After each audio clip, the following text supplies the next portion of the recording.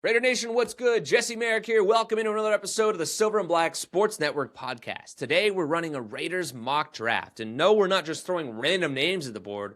We're actually talking strategy, fit, and how this team should build for the future the right way. And to help me do that, I'm joined by Dalton Wasserman from Pro Football Focus. Yes, we all know who the number one pick should be. It's obvious. Yes, it should be Fernando Mendoza. But we don't stop by just saying, hey, Mendoza's the guy. Dalton actually gives us a real scouting breakdown on Mendoza. We dive into what his true strengths are, why the one-read RPO QB narrative that's out there doesn't actually hold water, and which parts of his game translate to the NFL immediately. And more importantly, we dive into how the Raiders should build around him once they actually draft him. And then we dive into rounds 2 and 3 as well and identify several players that Raider Nation should realistically be keeping their eye on as possible targets for the Raiders to continue building this roster the right way. This isn't just run-of-the-mill draft talk. This is a true blueprint that's tailor-made for the Raiders roster. But first, though, before we dive into all of that, we obviously got to get to our question of the day, guys. And I want to know, if you were calling the shots, if you were John Spytek, how are you approaching this draft? Do you go Mendoza, then load up on defense? This is a very deep defensive draft. Would that, behoove you to do that? Or do you concentrate on the trenches on both sides of the ball after getting Mendoza? Or is there a different strategy that you believe in? Lay it all out in the comments below. I want to see how you guys would build this thing, knowing what you know, one, about the talent pool in this year's draft, and two, about the current makeup of the Raiders roster. And also make sure you stick around for the back half of the show, too, because Matt Peralt joins us for our weekly Raiders Rounders segment. And he has a take on Mendoza that I already know a lot of you are not really going to like. Yeah, it's a bit inflammatory. Plus, we also check in on the coaching carousel and get Matt's best bets for the AFC and NFC championship games as well. And real quick, too, if you are new here, first of all, thank you guys for joining us. Go ahead and hit that subscribe button and head to silverandblacksportsnetwork.com to sign up for our free Raiders newsletter. It drops every Friday morning and is packed with Raiders news, insights, and analysis. And yes, like I said, it's completely free. A great way to support us and our brand as well. So with all that out of the way, guys, now that you're locked and loaded for today's show, let's get it rolling.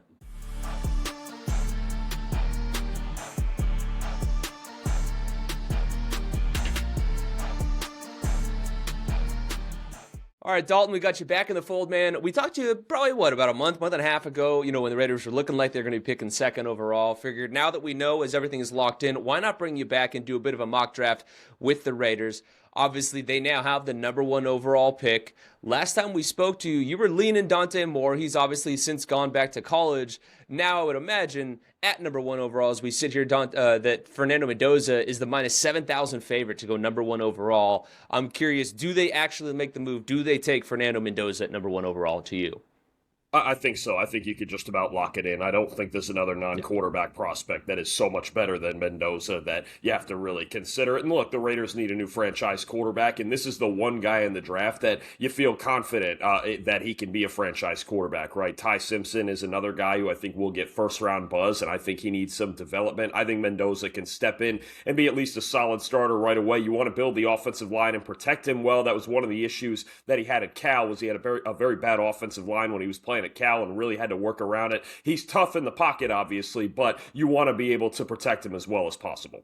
Yeah, obviously, look, that's something the Raiders have to do. They have had a lot of issues along the offensive line, really in recent years, but especially last year, as bad as that unit was. Many of us have talked about that they probably only have 2 guys they can really count on bringing back next year. You're going to need to add, 3 dudes to that spot. But I do want to talk a little bit more about Fernando Mendoza, because like we said, you were leaning initially towards Dante Moore if he were coming out.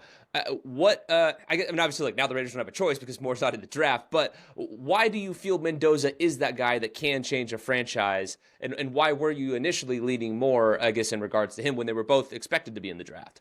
I think initially with Dante, and that was obviously before he had another tough performance against Indiana, but quick release, ability to strike down the field, very accurate, very smooth mechanics, and honestly it was very, very close anyway. You could flip a coin between the two of them and I would get it either way. As far as Mendoza goes, the first thing is leadership and toughness, right? He's shown throughout his career that he's so tough in the pocket. He can take those hits, he can stare down the barrel and make throws under pressure. He was one of our highest graded quarterbacks under pressure this year, and at 6'5" and 230 pounds, an underrated athlete back there who can move around more than, say, some of the pocket quarterbacks in the league, like a Jared Goff, like a Matthew Stafford, those guys. So I think he's got underrated athleticism. You saw it in the national title game. And then his accuracy got so much better this year. He was one of the most accurate quarterbacks in the NFL. You can see the improvements in his footwork from his days at Cal. As he was playing early on, his feet were a little too wide and a little out of sorts at times. This year, the mechanics are so much quieter and the throwing motion was so much more consistent that it led to elite level accuracy and a willingness to place balls into tight windows. So I just think all the way around, this is a solid quarterback prospect, not on the level quite of a Joe Burrow or a Trevor Lawrence, but I think he's got a pretty easy projection to be at least a solid starter in the league. Yeah, well, I'm glad you brought up the comps. Like, I'm curious to you, like, is there a guy you see in him? Because I have heard people throw out the Joe Burrow stuff. I've heard of Matt Ryan. I heard people say that he has a bit of Brock Purdy in him. Is there a guy that you see when you look at Fernando Mendoza? I think some of his actions are a bit along the lines of a Kirk Cousins or a Jared Goff, but he's much more athletic than those two guys. He's better on the move. I think he can handle pressure better than those guys. There's times where he does remind me a bit of Cousins, but I do think he's got a better arm. He's got better mobility, and I think it's just, in general, too, it's just the way that he leads a team, the command that he has of an offense, and the decisiveness that he plays with now, that really plays a big part to me. He doesn't wait back there. He wants to get rid of the football. He wants to play point guard. So I think he's more like one of those guys, which obviously is a very good outcome. Those are two guys, Goff and Cousins, who at times have looked like top 10 quarterbacks. They've played like top 10 quarterbacks in the league. If you got something along the lines of those outcomes, it would be pretty good. Yeah, I think some people might sit back and maybe roll their eyes a bit and be like, oh, God. But, like, those are two dudes that have played football in the NFL at a very high rate when they're in the right system, in the right situation. And that's obviously what the Raiders are trying to build up, around him, as the years obviously go on here, if they do end up landing him. Now, I am curious, too. Like, so many people knock Mendoza for, one, the RPOs, which are run at such a high rate, obviously, in that Indiana offense, but in college as a whole. And two, they say that he's a one-read guy. I'm curious, whenever you hear those responses, what is your rebuttal back to that of why those aren't knocks on a guy like him? Well, I disagree because Indiana, look, the RPOs got a lot of attention in the national championship game against Miami, but honestly, I'd run my offense like that too if that defensive line with Ruben Bain and those guys was coming at me. Yeah. I really think that was more of an in-game adjustment. Indiana ran RPOs at about 25% of the time in their offense this season, which is not exactly a top-of-the-line number in college football. It's a little bit above average, but look, there are teams in college football that run RPOs on like half of their plays. So it's really not some egregious thing. The leader in RPOs this year in the NFL was Kansas City at 18%. So you're not talking about some drastic, NFL level like offense and things he has to learn. He understands offense, right? And honestly, this was the year where he got better at getting to his second and third read in the progression and having more answers. You can see there are still times where he freezes a little bit late in the read. If you can tell when he gets a little bit fooled, but he's gotten so much better. He was one of the best quarterbacks in the country, one of our highest graded quarterbacks in the country at seeing safety rotations and things of that nature. Got better as the year went on, got better against the blitz as the year went on, and was more trusting of his receivers when throwing into man-to-man coverage. You go back and look at the Alabama game, threw a lot of zero blitzes at him, was willing to take those chances outside. You look at, times against Ohio State or some other teams where they would rotate safeties on him and he would find those answers. So I'm really not worried about him mentally. He did not run the most gimmicky college offense in the world. And keep in mind, he only played 1 year at Indiana. So the first half of the year, probably the offense was a little bit simpler as he was finding chemistry with those receivers. Yeah, no, I think those are all really good points. And I like the way that you put a perspective of the RPO usage. Because, again, people see in the NFL that RPO rates have gone down. I think per your guys' reporting, I think it was 8.1% of plays in the NFL this year were RPOs. That's the lowest since 2019, if memory serves me right. But like you said, even Kansas City, who ran it at the highest clip, it's not that much of a difference from what it was run in college and also at Indiana. So I think that's a really good read on the situation. Because that whole narrative out there has gotten legs so far, and I think people maybe overreact a bit to it for sure. I am curious, though, like you said, there are so many strengths and so many good things on and off the field for him.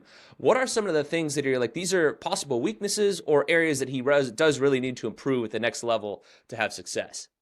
There are definitely times pardon me, late in his read, that you can see his feet freeze a little bit too. Like if you do fool him and you have to make him think about it deeper into the progression, you can see him freeze in the pocket a little bit. I think there are sometimes, especially outside the pocket, a willingness to take a few too many hits, right? I think he feels like a play is never dead, and there are times when he throws it away too. I'm not saying it's a terrible habit, like it's going to get him killed or anything, but there are moments when he really feels like the play is always alive. I think about even the interception he threw against Penn State, right? And there's times where he still has to see backside defenders rolling in. But honestly, I think a lot of his weaknesses, they're things that can be taught out of him, right? I think they're coachable things. When you talk about fundamentally, his mechanics are very good. His accuracy is very good. I don't see a lot of gaping natural flaws that can't be fixed. I think a lot of his fixes are coachable. He's still a young player who started for a little less than 3 years in college football. This is somebody who you can really coach a lot of those mistakes out of. I think by the time he gets to year 3 and 4 mentally in the NFL, he could be a lot better than he is right now, because there's still a little bit of a ways to go when it comes to him understanding second reactions, second and third reads, and he's gotten better at it even in college, and there's another step in his development left to go.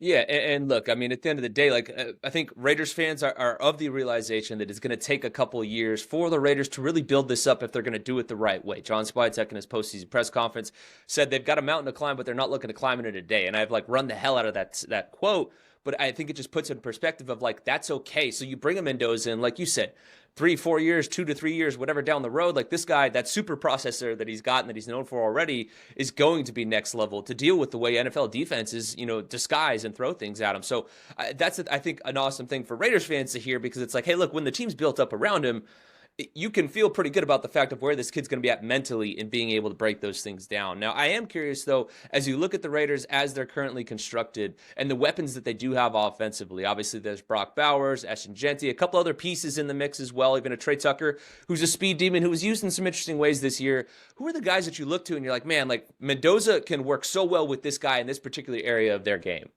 I think it's almost certainly Bowers, right? When you talk about a guy who can win one-on-one and just a guy that he can trust, right? Mendoza is going to throw it to guys that he can trust, especially when you talk about those first reads and getting the timing down and understanding just where he needs to place the football. I think he's gotten so much better at it this year, especially in man-to-man situations. It's one of the things that really carried them to a national title, is his improvement against man-to-man coverage, because he found that trust in those 3 big receivers he has. That's what's going to take time with the Raiders, is finding guys like Bowers and even others at receiver who can win one-on-one, and guys he can trust and just place the football pre-snap, knowing where he needs to go and just place the football where it needs to be. He's got better at that this year, so I think Bowers has to be the first one, right? When you talk about he's the best player on this team, I really think he could find a nice chemistry with him and allow him to work after the catch as well. It's not always with Mendoza about taking those deep shots down the field. There are moments, big moments this season, where you could say, hey, just get the ball to my athletes, give them a chance one-on-one, and they can make plays with football. Yeah, and I think that's something Raiders fans would love to see, because we just didn't see too often this year where the ball is out quickly in their hands, and that's where the decisiveness and how fastly, how quickly Mendoza does process things to get it in his hands and give him, room to run. Also, though, the back shoulder balls. I mean, look, we saw it with Surratt, we saw it with Becker. Just a lethal thing for him to be able to use in his game. How do you just imagine, in terms of him and Brock getting on the same page, how they can take advantage of defenses with those back shoulder balls, because he was surgical with those? Oh, absolutely. I mean, the level of decisiveness and his ability to read it quickly, right? That a corner is on top on one of those vertical routes. Okay, boom, we're going back shoulder. And, having a guy like Elijah Surratt down there at Indiana, who might be the best back shoulder receiver in the country right now, that really helps out a lot. And it gives you options when it comes to getting vertical. Obviously, everybody thinks of, getting vertical in your passing game as finding a way over the top and hitting those 60-yard balls. But those back shoulders are so valuable when it comes to, again, beating those one-on-one coverages and doing it from different looks too. You saw it in the national title game on just kind of a go ball read with Charlie Becker out on the outside. We've seen it before plenty with a guy like Surratt in the slot with a slot fade.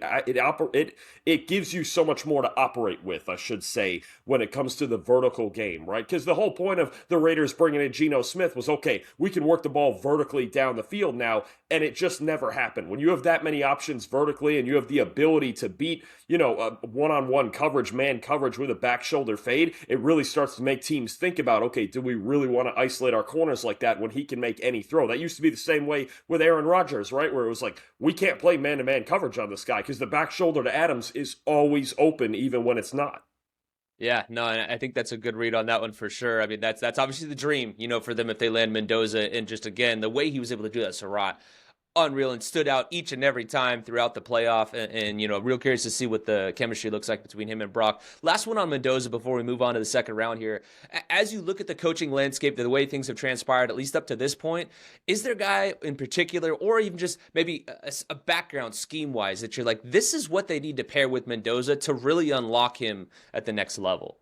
This is hard to get a read on because it's kind of hard to get a read on what the Raiders are looking for in a really head coach. Yeah. A guy that I would look at, and this is a very recent development, let's just say the Bills don't end up keeping Joe Brady. I think that's the guy that I would go get, honestly. That guy's an offensive genius. I know the only time he really didn't have a lot of success was down in Carolina, but that was kind of a mess of a situation. You look at what Joe Brady's done with Josh Allen the last couple of years as his offensive coordinator. I'd be very intrigued to see what he could do with Mendoza, with Ginty. The emphasis on the run game does not go away just because he has a star quarterback. He knows how to use tight ends, as we've seen in Buffalo, so I think Brock Bowers and Michael Mayer could get very comfortable in that offense very quickly. Joe Brady's a guy that would really intrigue me, that if he doesn't end up being hired as the Bills head coach, I would make a call to him and see if he can lead Mendoza in this offense to the promised land.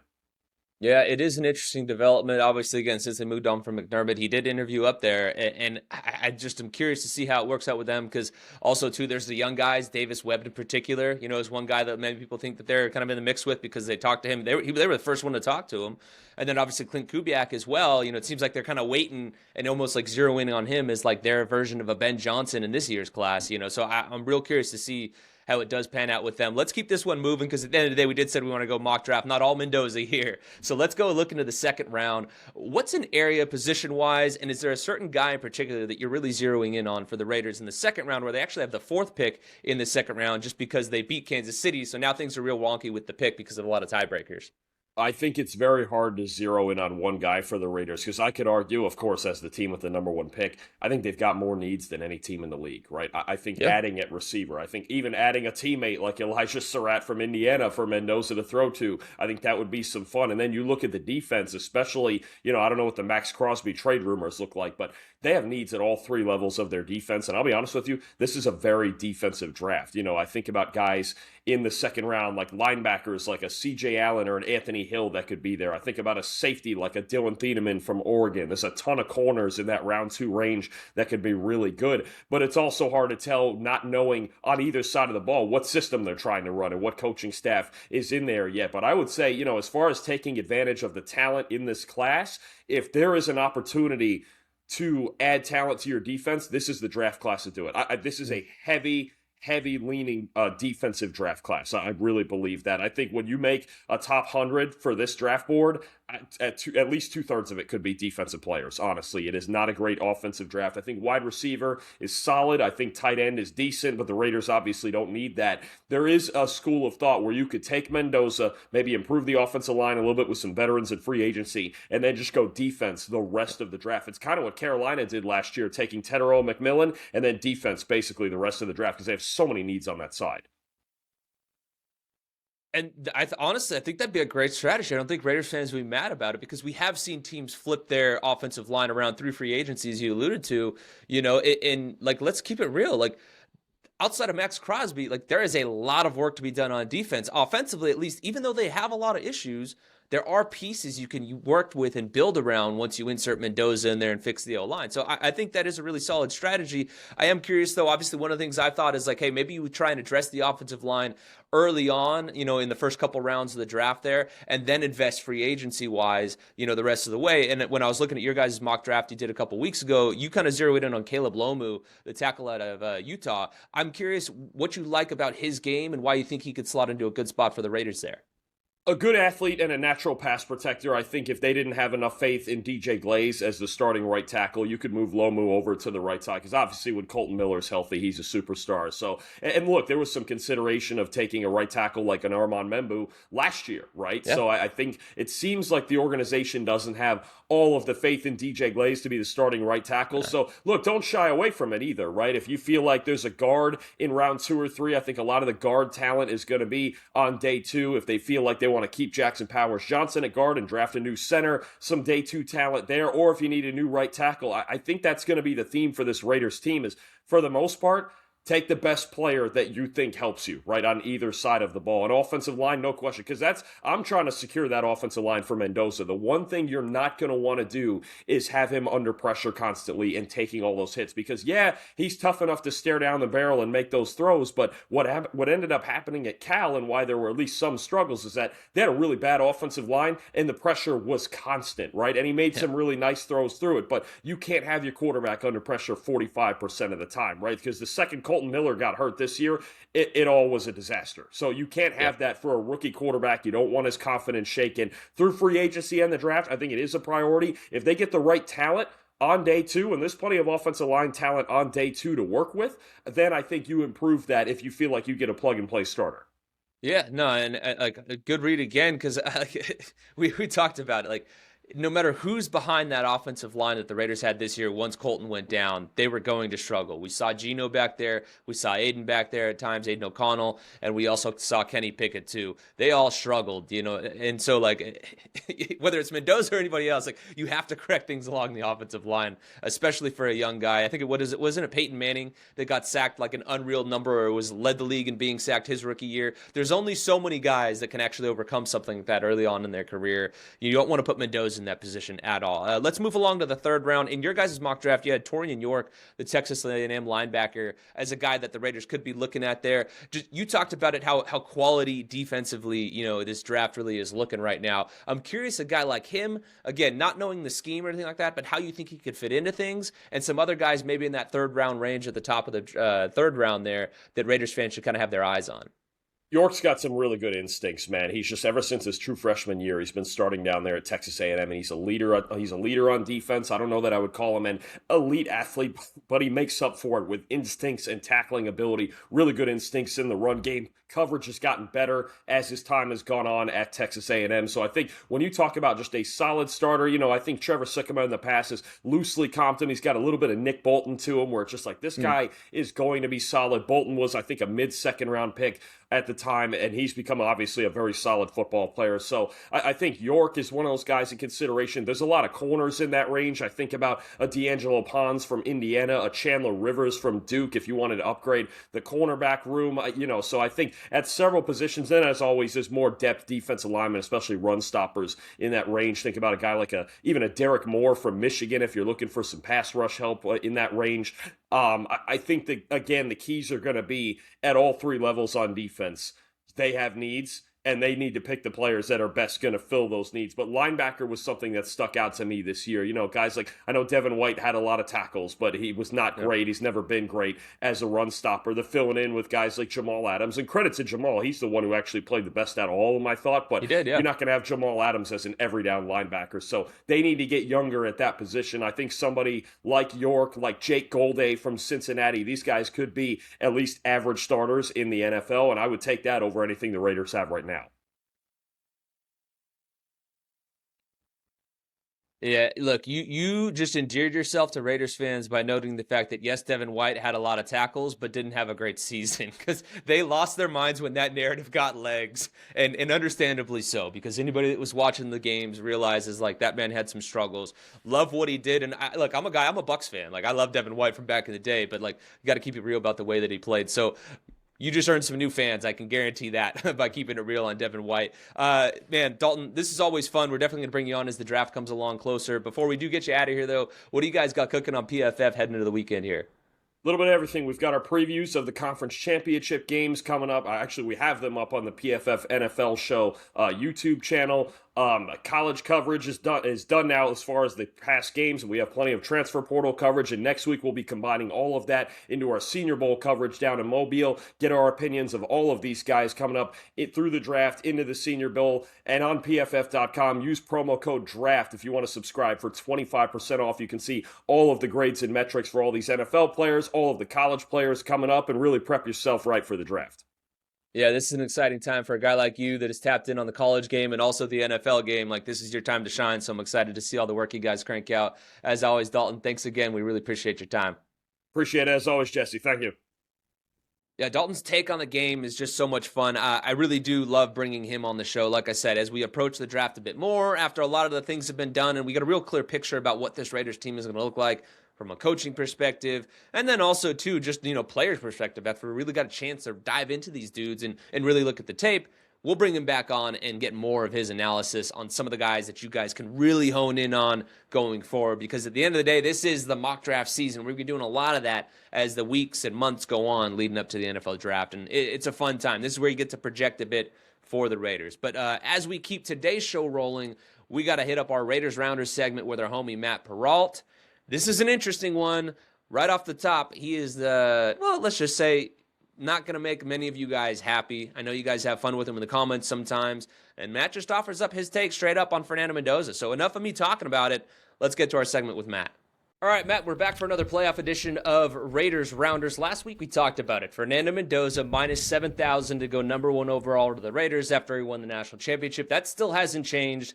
We all think he is going number one overall. However, I saw somebody on this podcast on Twitter, it wasn't me, I think it was you, talking about Fernando Mendoza and how you think he translates to the NFL. You're going to make some people mad with this take. It's not that I don't think he translates well to the NFL. I think he has to have a very specific offense that's going to be built for him. And that concerns me when you have a major rebuild going on in Vegas. And the Raiders could have up to $100 million in cap space next season. Yep. We'll see what they do with their contracts and see who they keep, who they cut, who they trade. But when you look at how much is needed for this Raiders franchise, after watching him play against Miami, I'm not sold that this is the guy that you basically insert into your roster and say, you are the quarterback for the next decade, and we're going to build everything else around you. The quarterback draft this year, it's extremely weak. Now, without Dante Moore being a part of this, it's basically four quarterbacks, and I don't know what Ty Simpson's going to be like. I like Trinidad Chambliss a lot. I think Chambliss could be a nice project, maybe a late first. You trade back in, and you get him for the fifth year and try to develop him over a couple of years, and you bring in a veteran quarterback, and then you just say, hey, we're going to be bad for the next 2 years. We're going to stockpile draft picks. We're going to stockpile young talent. And as Brady has said, as SpyTech has said, we're going to do this the right way. Well, drafting a quarterback and bringing him in number one overall, you don't draft a quarterback, one, to have him sit. You draft him to play. And I don't think he's going to be playing for the Raiders in a role that will be successful for him, regardless of who is the head coach going forward. So if I was the GM, if I was SpyTech, if I was Brady, I'd be shopping the pick like crazy. They're not going to. I love the kid. Let me just say this. I love the kid. I love the story. I love the personality. I love the fact that he looks up to Tom Brady. He idolizes him. But that can be a detriment too. Like there could be another side to the coin there with him wanting to be around Brady so much. I'm just not sold that it's the right pick for the Raiders at one. So what you're saying, just so I make sure I get it right, not the right pick for the Raiders right now is what you're saying, right? Yeah. I don't know. No one knows what the number one pick is going to translate into, but Jamarcus Russell is the story that would have me be gun shy if I'm a Raider fan, because it can set you back 10 years. It's better to trade the pick and go get 2 or 3 or 4 first-round picks or 2 firsts and 2 seconds, get a lion's share, get a ransom for the pick, and then go and fill in all the gaps and the holes along with free agents. Like, I want the offensive line fixed, okay? Like, I've done enough offseason study on the Raiders offensive line that all 5 positions should be replaced. Like, they need an entirely new offensive line. So I would spend every dollar I could, much like the Bears did, where they got a new center and 2 new guards to protect their quarterback. But they already had Caleb. They had their quarterback already, and then Ben Johnson came in. I just don't see the same situation in Vegas where it's a smart use of the number 1 pick to take a quarterback. Because I love Mendoza. He's 6'5", 220 pounds. He's not Josh Allen, guys. Like if he makes that run in the NFL that he did in the championship game, he's concussed and he's out. He did that because it's college football and not the NFL.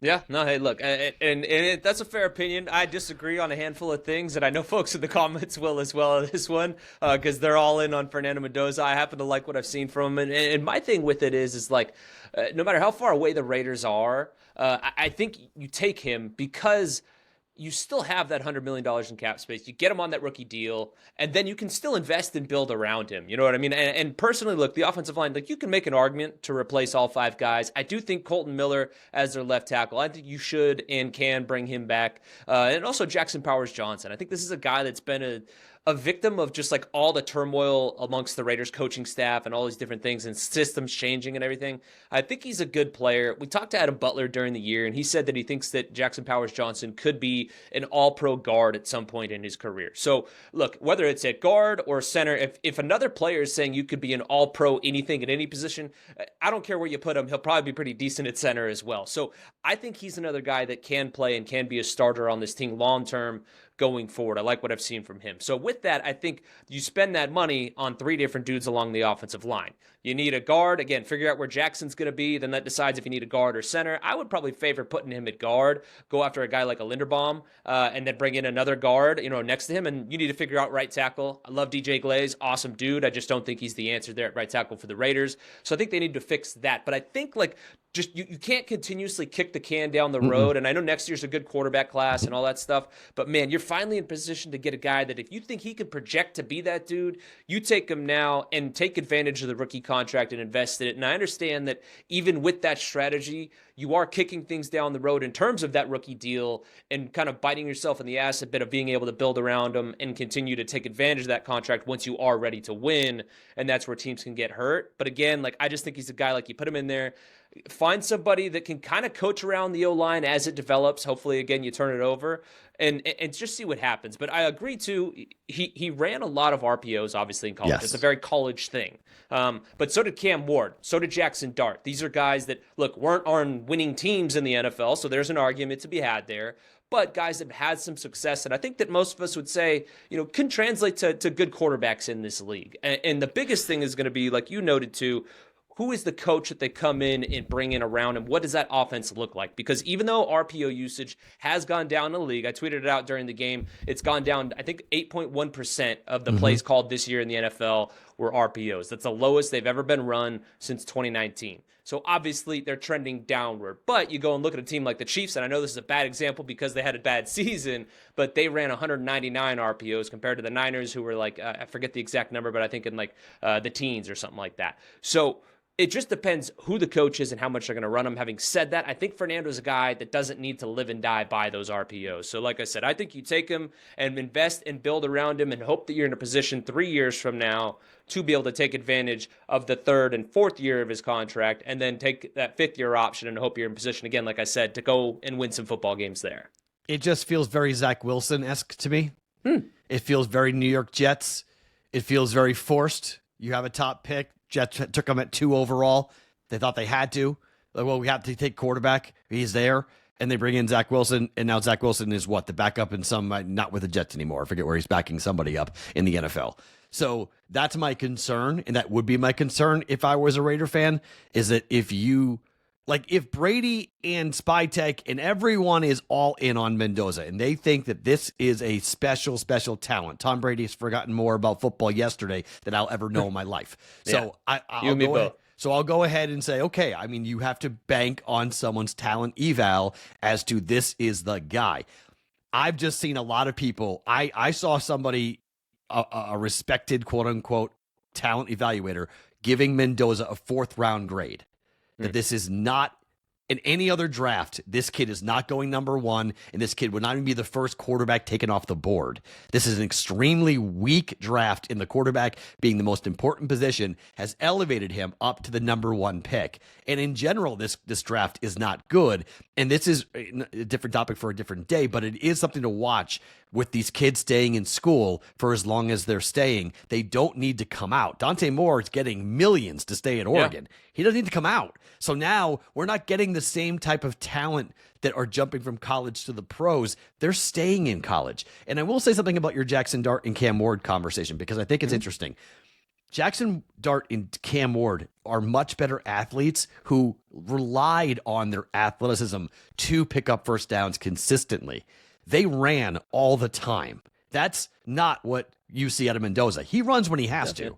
Yeah, it's not really part of his game to run. He wants to be more of a pocket passer. He wants to be a guy. He'll do the RPOs, but it's because the offensive line was so good. It was either hand the ball off or one read routes going out.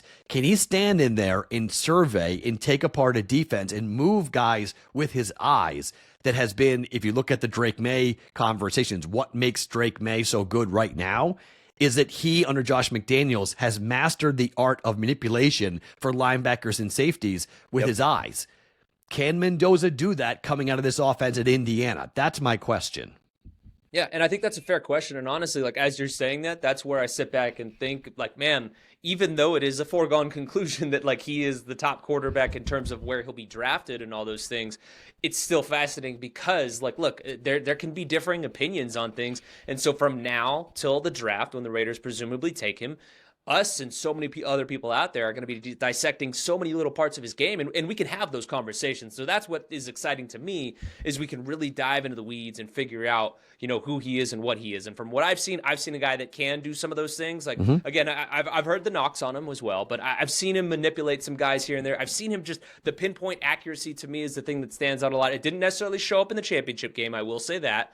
But to me, he was a guy that like rode that wave where like when his best was absolutely needed, he was able to come through with the unreal run and in the different situations like that, converting on 2 4th and 5s, the back shoulder ball that he throws to Becker there, which was a great catch. Don't get me wrong, but good I just throw, think there's though. Been that so was a many really moments. Good throw. Yeah, exactly. It really was. So like to me, I'm like, the kid has all of it off the field. He has the toughness, the grit, the intangibles, all those things. Like, and then just what my eyes have seen in terms of that stuff. And I think, again, working with like a Brady, if it's a Clint Kubiak, if it's a Davis Webb, if it's whoever, and obviously we'll dive into that in a second here, like whoever the coach is, I think they're going to be able to figure it out with this guy. Like he seems like the type of kid mentally that may be able to overcome some of the shortcomings of trying to learn an NFL defense and being able to read coverages and stuff like that, rather than just going through progressions and things like that. Let me ask you, because you talk to the Raider fans. Obviously, I come on here. I don't talk to them the way you do.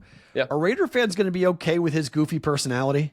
I think so, for the most part. Like, a lot of people have been talking about in the comments and stuff. Like, a lot of people have been saying he's like a Derek Carr. Personally, like, no, he's nothing like Derek Carr. I don't think he is either. Like, because he's the faith-based component of it. Okay, yes, fine, but he's goofy. Like this kid's Derek Carr was a competitor. He would take your throat out. If Derek Carr needed to take your throat out, Derek Carr would go to the podium and take your throat out. I've been in the press room where he did some of those things to some people. So like this kid feels like he's just like, I don't know. He's like Willy Wonka or something. He's got a whole different aspect of life and a whole different persona and a whole different perspective that I'm like, I don't want him to change. I'm worried about him. Like, I feel like he's like a baby deer going out into the wilderness. It's like, you're going to get to the real world and like, it's going to get nasty in Vegas with Raider fans. Like, you come here, you're not going to be treated the same way that you were treated in Indiana. Are you going to be okay with that? Because you have been, for 2 years now, everything you've done is touched to gold. No, yeah, and look, again, another one, like, I think that's a fair question to ask because, like, things have gone so well for him. I think he overcame a lot at Cal and was still the same kid and rode a lot of the waves. Like, they had a bad offensive line there. Obviously, they didn't win the national championship, so they lost games. How critical is the Cal media? Not all that critical. Let's be completely honest. You and I have talked about many times on this podcast and off the air as well. Vegas is not necessarily Boston in terms of our media, all of us here, the way that we don't or do sometimes grill people. You know how it goes. Like, it's not the same. It's not New York. York. So it's a little lighter in that sense. But Raiders fans, look, like they will let you know. We've seen it with Geno, and obviously he didn't help his case. But I think for the most part, I think they like Fernando's personality. I think they're happy with it. The big question will be is, look, if it doesn't translate to wins right away or within a couple years, how does that change? But I think, honestly, I think it'll be kind of a breath of fresh air for them to have a guy that's got a personality like that. But I did have the thought, I was very curious of like, is he going to keep, I don't mean this in a negative way, but is he going to keep that same energy if things don't go well? And again, I hope someone doesn't clip that and turn on to trying to me to say something else. Like, I'm just curious what the attitude will be like or the interactions will be like for all of us in the media when we're interviewing him. But I think he's got that endearing personality that a lot of people probably relate. I've heard some people say he's kind of like a Gronk type figure, in terms of just like his delivery, not the partying off the field and stuff, but just like the personality wise and things like that. No. And I think the person that said that was that like they were talking more so about like, I guess the goofiness. Yes, the goofiness more than anything. Yes. No, believe me, we know that Mendoza. When's the last time Gronk was in church? I don't. Yeah, I'm Mendoza not sure. Said he'll go out there and crush some beers with the boys and stuff like that. But like, I think more so in like the goofiness of the personality. He had to apologize for swearing at the podium. Yeah. And again, I just think honestly, I think especially coming off the heels of a Geno, and I do think Geno's a good guy at heart. To be completely honest, but just given the friction between him and the fan base, like I think this will probably be a breath of fresh air. I think Raiders fans will be endeared to him, and if they can see a path forward with him and some things here, like if they can pull some good from it, even if it's a bad year, another bad year, if they can see the light at the end of the tunnel, I don't think they're going to rip him to shreds. If things go south. But look at the teams that are playing right now in the AFC Championship game, right? Yeah. So you have Sean Payton, a proven head coach, drafts a guy that everybody was completely against moving up to go get him. Mm-hmm. He went up to go get Bo Nix. He got Bo Nix, got his quarterback. He came in year 2. Bo Nix is playing in an AFC Championship game. The Patriots. Well, technically, he's not, but yeah, he's not playing, but he's there, right? Yeah. He got his team there. Yeah, he got his team to an AFC Championship game. You have Drake May, who played 1 year under Gerard Mayo, won 4 games, looked like a bust. Mm-hmm. He then got Mike Vrabel and Josh McDaniels, and now Drake May is an MVP candidate in his second season, and he's playing for an AFC Championship. Coaching matters. Like, who gets this job really, really matters. Exactly. And that's the thing, like this entire conversation that we've just had, it all hinges 100% on who the coach is. Because, look, we saw this team this year, the Raiders, like, yes, this roster needs a lot of work, but they are not as bad as I think they showed on tape this year in the games. You and I disagree on that. Yeah, that tells you just how bad the situation was coaching-wise for them. So 100% matters. And speaking of coaching mattering, the Raiders are still looking for their head coach, and it's been kind of fun to watch the way this whole process has kind of rolled around. It's tough to find odds on who the next coach will be, but the offshore books do have some numbers on it. And right now, Clint Kubiak is a minus 110 favorite to be named the next head coach of the Raiders. Wow. Following him is Davis Webb at plus 300, then Mike LaFleur at plus 350. LaFleur did interview with them, but I think Webb, everyone's kind of waiting for the Raiders to do a second in-person interview with him. He can't until after this AFC Championship game. Clint Kubiak, though, does seem to be the guy that they kind of have their hearts set on, almost like their version of a Ben Johnson 2.0, I think. He is not Ben Johnson, let's be honest about that, but I think he's the guy they have their eyes and their sights set on. But I personally think at this time it's probably a toss-up, or at least the two guys that are leaders in the clubhouse in my mind too, is Clint Kubiak and Davis Webb. Maybe you throw a Jesse Minter in there. He's not listed on the odds that I'm seeing here, but I'm curious your take on how things have transpired a bit now up to this point and what you think about those three guys or anybody else you would throw into the mix that you think should be considered now. Well, we're in Vegas, so let's gamble because all three of those names that you just said are complete crapshoots. We've got no clue what these guys are capable of doing. They could be awesome. They may be gone in a blink. They could be here for a year and be out the door because things did not go well at all.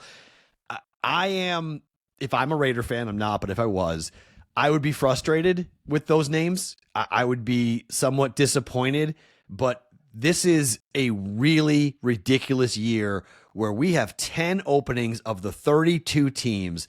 10 of them are looking for new head coaches, and the talent pool is extremely shallow. Yeah. We don't have Mike McCarthy is going to get the Pittsburgh Steelers job.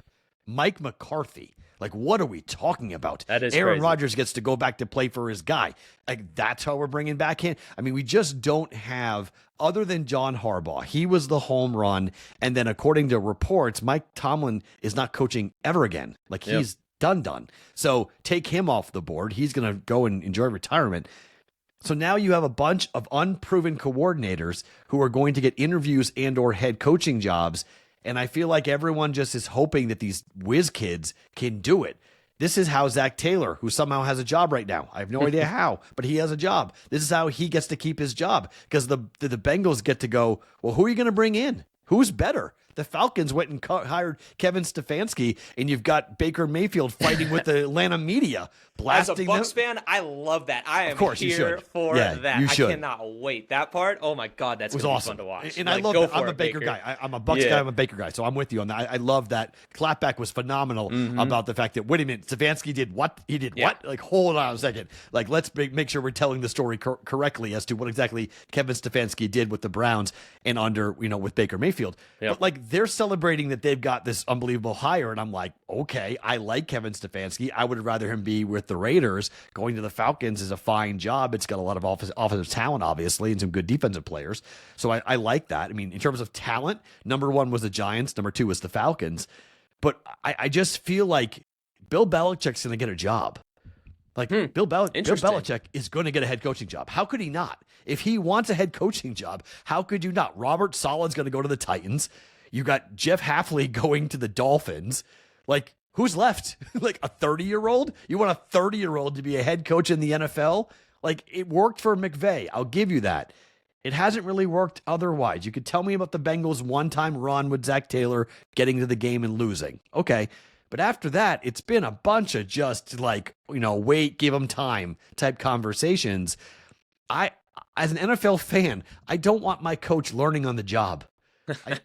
I don't want the head coach showing up and being as experienced as the quarterback as being a head coach and just figuring it out as you go. That's why when the Patriots got Mike Vrabel, I was like, thank you. I was like, you got a guy who had been a head coach before. He wasn't the guy that replaced the guy. He replaced Mayo, not Belichick. And now look what he did in just 1 year. They've won 16 games. So there's not a Vrabel out there. I understand. There's no Ben Johnson out there. There's not a guy that you would be like, he's a whiz kid, surefire, good head coach. But any one of those guys you mentioned, or really anybody who's left, is a complete roll of the dice. Yeah, no, and I agree. Like, this is one of those deals where, like, Raiders fans probably at first have to sit back and be like, man, this is a tough year to need a coach because of it all. But I think we say that, and then watch. The next McVay's going to come out of this class, because it's a class when everyone says, like, oh, there's no good coaches or whatever it is, But, like, why isn't Mike McDaniel getting a job, by the way? That's crazy to me. The whole Why isn't he getting a job? Him going to the Chargers. It was funny. My girlfriend had told me that she had seen, like, because I was coming home. I was at jiu-jitsu. I was coming home from jiu-jitsu, and I saw the news that he was possibly going to be going in there. And then she had told me there was an update, and I was like, wait, like, he's taking that job? Like, that's crazy. Because, again, like, I think it was the Ravens and then obviously the Raiders he had been talking with. I don't know why he wouldn't want one of those two jobs versus going to the Chargers, unless he just wants to be an OC. Yes. And nothing is officially done, right, from my understanding. Like, pen has not touched paper. But that is crazy to me. He's a guy that initially, when I saw he was out there, I was like, okay, because we've seen what he can do as an offensive head coach, calling that's the plays. my guy. Yeah, I was like, that's got to be the dude. Now, this is a whole nother wrinkle thrown into it. But I am intrigued about Clint Kubiak. To me, like, I'm on the fence. I can't quite make up my mind of how I feel about him. But I am very intrigued with so many of the young guys. And maybe that's to a detriment. I don't know. But Davis Webb, Nathan Shieldhouse from the Rams, and then also Grant Udinski. Like, I really hope one of those three guys gets a shot, whether it's with the Raiders or somewhere else, just so we can see what they've got. But I have said it too. Like, you and what you noted there is, like, if you're a fan of a team, you don't want your coach learning on the job. I think a lot of Raiders fans, and I brought this question up because one of the guys that I become friends with now in Raider Nation, Aaron Davis, had brought it up that he's like, I'm fine with a guy like a Davis Webb coming in and learning and growing as the Raiders grow. And I think if most of the fans have that mindset, then I think it's great. Like, bring a guy like that in who seems like a whiz kid and just hasn't had the opportunity to call the plays. And so many people talk so highly of him. I just think that'd be a fascinating thing to watch. But you're talking about a guy like me that doesn't have skin in the game as a fan of this particular team. I cover them as a media member. And obviously, like, yeah, hey, my job is more fun when they win. But, like, I don't know. I don't know. And that's why it's fascinating. And I just am Do you real really curious want to see to what a coach guy like that him Tom would do. Brady could be his dad? Oh God! Why do you got to bring? Okay, coach Tom Brady could be his dad. That's Do you insane. really want? Do you really want to coach that Tom Man. Brady could be? Tom Brady and I are the same age. Okay, Yeah. we're the same age. I could father a kid at 18. So Yeah. could have Brady. Yeah, Like, that's just. A 30-year-old? You want a 30-year-old head coach in the NFL? That's a fair point. But if the argument that I keep making is, and look, so many things have backfired for the Raiders. And I know we can go back to a Lane Kiffin where it blew up in their face and all that stuff, but they've had the history of doing it and hitting with John Madden back in the day, So if you get it right, you're set at that position. You have your head coach for at least how the long? next decade. Till another team comes and takes him? Hey, if you that's if the you problem. Keep him happy and paid, and let's be completely honest, for all the crap that Mark Davis gets, this is a guy that actually does not meddle in the decisions that his staff makes. He hires them and wants to sit back and enjoy the show. You know what I mean? So he gets dunked on a lot, and I think that's a misconception. And even I was really stoked to hear Tom Telesco, the old GM, come out and say that. He was like, Mark Davis is a guy that hires people and lets them make the decisions. So you pair that with an owner that is like, hey, here's the money, you go do the job, make us good.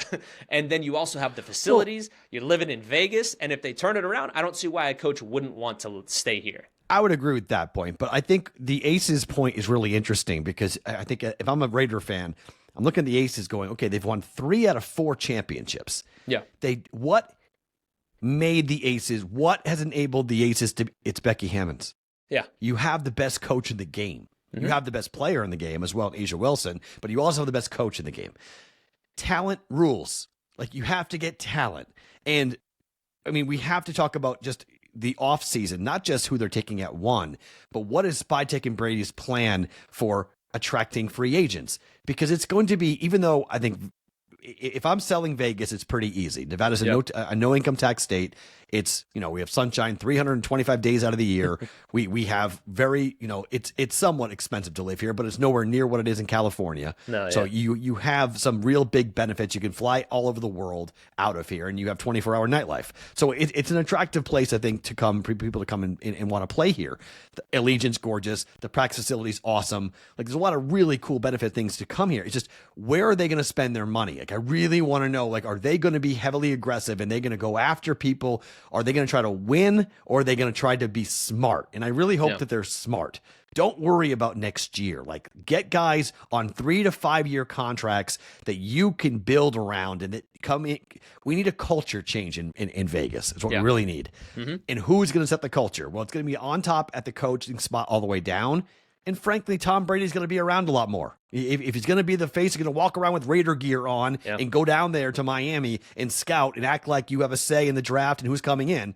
Well, okay, Tom, show up on a Tuesday then. Be on the ground at practice on a Tuesday and a Wednesday. Show your face around. Work with the quarterbacks. Work with the offensive coordinator. Be a part of the franchise. Don't just be some parachute guy in when it's convenient and say, well, I got a lot of things going on. So, it's just one of my things is the Raiders. So, that was weird to me. Him showing up in Miami to evaluate Mendoza was hopefully a sign that he's going to be heavily more involved this whole offseason.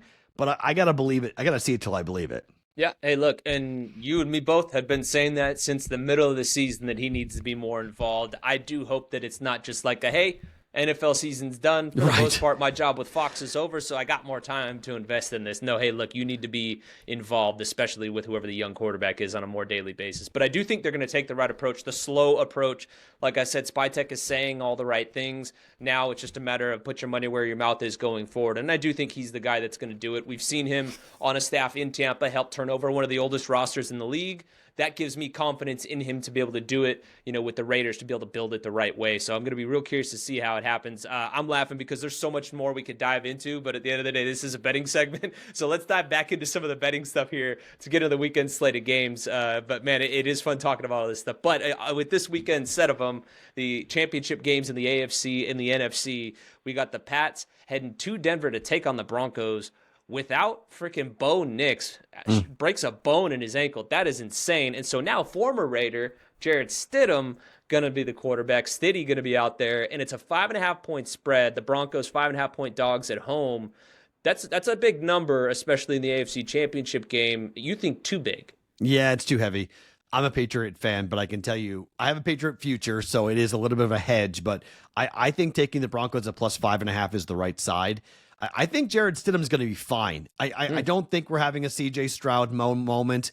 I think Sean Payton is an incredibly intelligent offensive and quarterback mind, and he didn't give Jarrett Stidham 2 contracts for nothing. Okay, Yep. The Patriots drafted him in the 4th round. They liked him a lot. He goes to the Raiders. Everyone's quoting the game against the 49ers.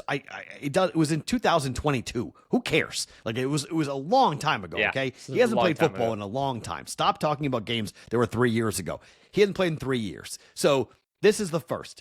We've only seen 8 quarterbacks not play in the regular season and then get a start in the postseason. Only one won the game. Frank Reich, 1992, Buffalo Bills over the Houston Oilers. So he's up against it. I think the Patriots win the game by 3. I think they come up with a play or 2 more than what this Broncos defense can stop. I do think this Broncos defense is a little bit overrated. I think we've heard a little bit too much about the comparison between them and the Texans, and I don't think it's the same. I think the pass rush, I think Will Anderson and company, I think Hunter, I know there's some great pass rushers on that Broncos defense, and I'm not diminishing it entirely. I just don't think the Texans, I don't think they're comparable. I think the Broncos are good, but the Texans are great. On the road, first time for Drake May, though, this is hard. In 50 years, we have not seen a home team like this not cover 4 points or more in the playoffs over the last 50 years. If the team is favored by 4 points or catching 4 points or more, they are 10-0 against the spread. Take the points. Maybe the Broncos win.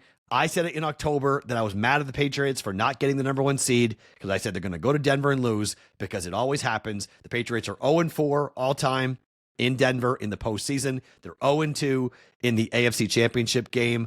Bronco media, I hate the Broncos. We are on the same point, Raider fan. I'm simpatico with you. I can't stand the media. I can't stand the team. I can't stand the Broncos. I can't stand Mile High. I want nothing more than a Patriot victory, but I am not confident they're getting it. See, look, you just redeemed yourself to Raider Nation after your Mendoza take, dude. Like, come on. I want to hear the people in the comments now saying, hey, thanks, Matt, for having our back against the Broncos.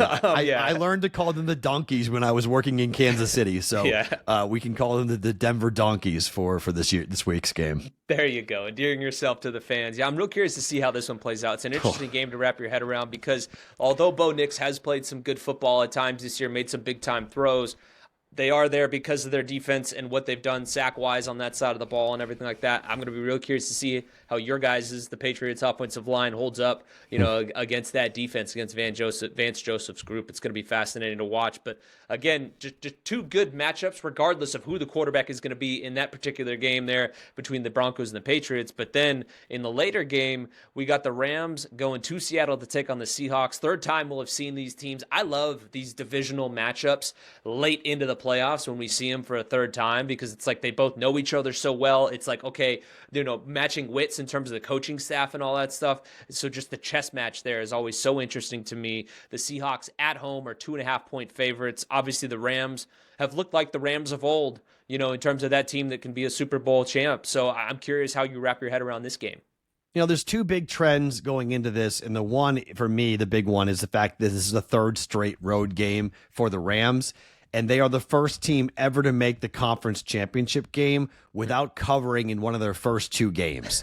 So they were favored by 10.5 against the Panthers, didn't cover. Favored against 4 against the Bears, didn't cover. And yet here they are in the conference championship game. The second is the fact that they're playing 3 consecutive road games, which is really, really difficult. And since 2002, teams doing that are only covering in overall about 37% of the time. When they're dogs in the playoffs, they're only covering about 24% of the time. So this is a really difficult situation when you couple on the road, they're not covering numbers, and then the overtime game from last week. Teams generally, when they go to overtime in the playoffs, that stress and anxiety, they don't play very well in the next week. And now they're going to arguably the most difficult place to play in the NFL when they are really bringing it. The 12th man established itself, back in the late 90s.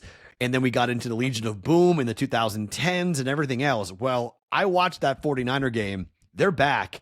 And that kick return for a touchdown, it was game over after the first play. I'm not saying the Rams are going to get beat like that, but I expect a pretty high-scoring game. But I like Sam Darnold and company to come away with a W here. And I think they win the game. They win by 3 or 4 points. I'll lay the 2.5 with Seattle. But I think Seattle's going to win the game. Yeah, it's just a fascinating matchup. Like it's one of those deals. Like, do not let this team get hot at home behind that crowd. All those different things, and especially the way that Mike McDaniel has engineered things with them and what they're doing defensively, especially that defensive front that they have, and shoot, even the corners they have. Like, it's just such a good team all around. And what Sam Darnold has been able to do in terms of playing through injury there in the last game.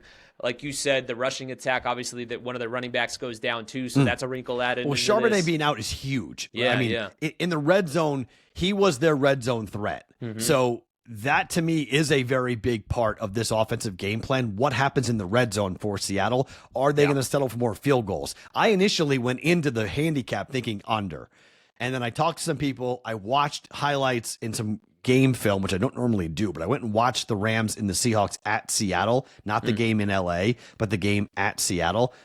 That was 39-38. Like, that was an absolute track meet, and neither defense could do anything. If Stafford gets hot, and let's be frank, he played in the frigid cold last week and was lucky to win. If it wasn't for the pick by Caleb, they're not playing. It's the Bears in this game, not the Rams. So I think there's going to be opportunities here for Stafford and company, and Puka Nacua, who did not play well against the Bears. I think he could have a big game here. I think the offense of the Rams gets going, but I like Darnold too with this matchup against a Rams secondary that I think will have a tough time stopping arguably the best wide receiver in the game in JSN. Yeah, no, agreed. I mean, look, you look at the stats, and his stats don't lie, that's for sure. And like we said, Clint Kubiak, the guy we talked about, he's leading the charge offensively for them. So big opportunity, and that's why it's fascinating for Raiders fans to watch a game like this, or even the Broncos game, even though Davis Webb doesn't have his hand in terms of the play calling right now, still a guy that's on staff there. But again, people are going to be watching how Clint calls this game against the Rams, and especially what Chris Shula does defensively and all the crazy stuff he does up front with that 5-man front. So yeah, just another fun weekend, man. I can't wait for it. As the whole saying is like, I hope every team just has fun. Like, that's kind of how I approach these games when my dog's not in the fight. I don't have money invested in it because I'm not a bettor. I know it's a little different for you. I just hope it's exciting, and like I'm looking forward to watching some really good football this weekend. So it should be fun. I'm owed Patriots Seahawks. I'll just say that, okay? Yeah. I'm owed that. The universe owes me Patriots Seahawks. So let's go. Betting gods, deliver me Patriots Seahawks, please. There you go. For Matt's sake, let's do it. Matt, as we always do before we close it out, we got to give you a shout out. Many new followers been jumping on each and every week. The offseason engagement has been through the roof. So let the folks know, if they don't already know, where they can find your work on a daily basis. At Sports Talk Matt on all of my socials is the easiest way of getting it. You'll see the Daily Juice. You'll see the Bostonian versus the Book, my 2 shows that I do every day. You'll see that on at Sports Talk Matt. So socially, best place to find me at Sports Talk Matt. Yeah, Matt cranking out that betting content like few out there, and it's completely free. Yeah. That's a deal you cannot beat. So make sure you check him out. Matt, as always, man, thanks for the time. We appreciate you. Thanks, guys. All right, guys, that's going to do it for today's show. That was a bit of a long one. These Thursday shows ends up running a bit long, but man, the conversations are always just so much fun, so that's why they keep going. I end up having to cut them short. Otherwise, these episodes would be like 2 hours long. But I appreciate you guys sticking around. The watch time on the channel is obviously going up through the roof. So you guys are really taking it in, and I appreciate it. I'm always having fun talking ball with all of our guests that we bring on. Got a lot of fun stuff coming our way in the next coming weeks. Obviously, the coaching carousel will come into picture a bit more. We'll have more understanding of where the Raiders are going. I didn't talk too much about the coaching carousel in today's show just because I wanted to take a little bit of a look at the draft and everything coming up. We've been talking a lot about the coaches. In next week, as things kind of get a little clearer, we get some understanding of what happens in the AFC and NFC championship games. we'll have an idea of how things are developing more and more with the Raiders and their coaching search. So I'll dive deeper into more of the names as they really start to hone down that list, because right now it is a muddy picture. Let's keep it real. But anyway, guys, great time on the show today. Had a lot of fun with both of our guests, and we will see you guys again next week on Tuesday morning, unless anything breaks over the weekend where, I need to jump on the show and record something else for you guys. But until then, that will more than likely be our next episode, dropping for you guys on Tuesday morning at 9 a.m. Enjoy your weekend. Have fun with the AFC and NFC championship games. It's obviously a big weekend in the NFL, and I do think that they're both slated to be really good games, even if Bo Nix isn't playing in that one, against the Pats. Should be a fun one. But anyway, guys, thanks again, as always, for watching and listening, and we'll catch you next time.